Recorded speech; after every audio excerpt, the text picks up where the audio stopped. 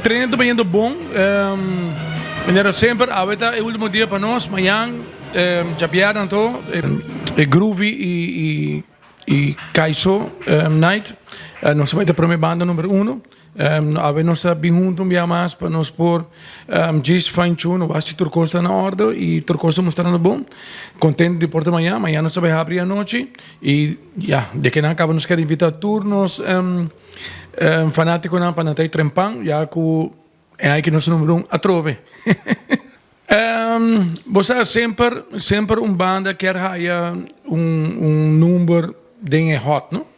Número para missa de crede de sonori mei para hora entre Jason com hora de madrugada e saída é hora peak saída é minha hora na caminho com ainda mais engage ainda mais happy mais claro e com não tá cansado ainda dus para número 1 sempre botin tiki vamos pôr assim tiki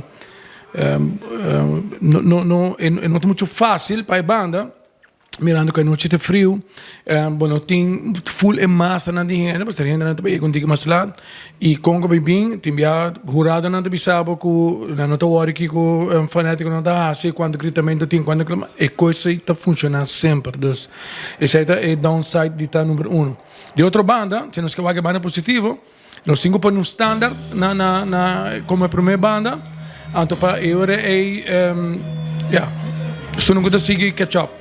Dus toch, het is zo bom, het is zo malo, pero sempre a banda não quis para somewhere den hot. Entre Jesus com sai do best.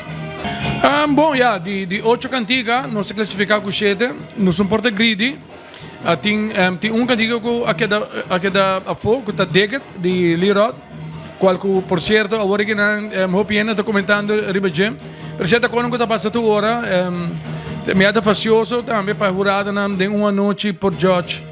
Tudo lo qual está bom e tudo lo qual está menos bom, pero maneira sempre não se believe de cantiga não e o videoclip de Lirot de Dega tá sonando e tá dando uma boa reação. Dus nós temos que pensar que tudo outra cantiga que nós apresentando com não está sendo um trabalho.